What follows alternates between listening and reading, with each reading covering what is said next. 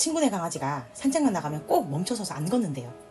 처음엔 그냥 예민한가 보다 했는데 나중에 병원 가보니까 슬개골 탈구에 수술까지 받았대요. 그 뒤로는 산책할 때마다 얘가 오늘은 진짜 괜찮은 상태인가? 늘 확인하고 걷는다고 해요. 강아지는 말로 아프다고 못하니까 우리가 작은 행동 변화라도 먼저 눈치채야 해요. 그래서 산책은 아이의 상태를 확인하는 시간이기도 하죠. 오늘은 보호자분들이 꼭 알아야 할 산책 중 멈춰야 할 행동 6가지 정리했어요. 끝까지 보시면 우리 아이에게 딱 맞는 산책 가이드도 알게 되실 거예요. 채널 막둥이 키우기, 관절 보는 수의사 이조정, 해피TV도 참고했어요. 첫 번째 주의해야 할 행동은 혀를 길게 내밀며 심하게 헐떡거리는 모습이에요. 강아지가 혀를 내미는 건 체온을 식히기 위한 자연스러운 행동이지만 그 정도가 지나치고 침까지 흘릴 정도라면 열사병 초기 증상일 수 있어요.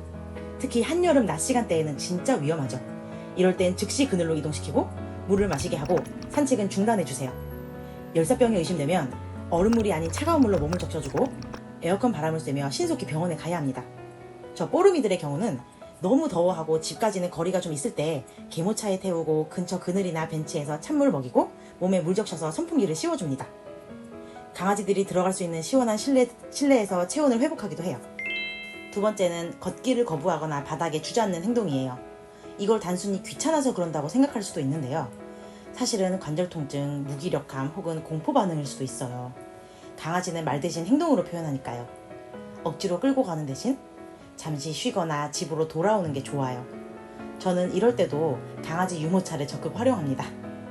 힘들다는 행동을 할 때 유모차에 잠깐 태워서 쉬게 하고 이제는 다시 걸으며 오줌 더 누겠다 싶을 땐 내려주면 다시 걷기도 해요.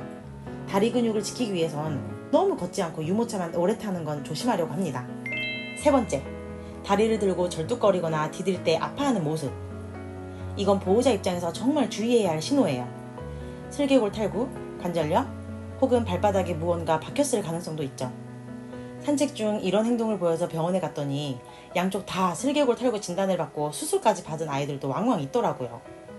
단 한 번의 무리한 산책이 큰 문제로 이어질 수 있습니다. 그리고 사실 4번, 5번이 진짜 중요한 신호예요. 끝까지 봐주세요. 네 번째는 산책 중 구토하거나 기침하는 경우예요.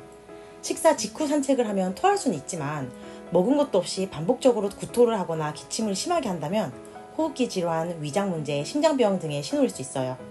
이럴 땐 산책을 멈추고 아이의 상태를 잘 관찰해 주세요. 다섯 번째, 피부를 계속 긁거나 핥는 행동이에요. 산책 중 풀이나 먼지, 진드기에 알레르기 반응을 보이는 경우가 있어요. 이런 상태로 산책을 계속하면 피부 염증이 악화될 수 있으니 집에 돌아가서 발, 배, 귀 주변을 잘 닦아주고 피부 상태가 돌아오는지 살펴야 해요. 또한 산책 전후에는 아스팔트 온도, 제설제, 미세먼지 같은 외부 환경도 꼼꼼히 확인해야 합니다. 저 또한 근처에 그늘이 없어서 어쩔 수 없이 햇볕을 지나야 할 때는 항상 허리를 숙이고 손바닥을 뻗어서 땅바닥이 얼마나 뜨거운지, 뽀르미들이 걸어서 이동할 수 있는지 무조건 확인합니다. 너무 뜨거우면 저희 아이들은 바로 유모차 행위거나 제가 안아서 지나갑니다. 마지막으로 가장 위험한 신호는 혀나 잇몸색이 붉은 보라색이나 파랗게 변하는 경우예요. 이건 산소 부족이나 쇼크 상태일 수 있어서 즉시 산책을 중단하고 병원으로 가셔야 해요. 이럴 땐 단 1분도 지체하면 안 됩니다. 그렇다면 우리 아이는 언제, 얼마나, 어떻게 산책해야 할까요? 산책 시간이나 횟수, 사실 딱 정해진 정답은 없어요. 같은 견종이어도 성격, 건강 상태, 그날 컨디션마다 다 다르거든요. 그래서 오늘은요, 하루 몇 분, 이런 공식보다 우리 아이한테 맞는 산책을 어떻게 찾을 수 있는지 그 기준을 알려드릴게요. 결국 중요한 건 아이의 작은 신호를 놓치지 않고 알아봐주는 보호자의 관찰력이니까요. 기본적으로 어린 강아지는 하루에 2-3번, 한 번에 10분 이내가 적당해요. 에너지는 많은데 지구력이 약해서 금방 지치거든요. 성견은 하루 2번 30분 정도 산책을 권장하고요. 노령견은 하루 1-2번 20분 정도가 적당합니다. 특히 관절이 약해지는 시기라서 무리하게 오래 걷게 하지 마세요. 단두종 아이들은 숨쉬기 힘든 구조라 30분 넘게 산책하면 위험할 수 있어요. 무조건 시원한 시간대에 짧고 자주, 요게 중요합니다. 견종별로도 참고할 수 있는 기준이 있긴 해요.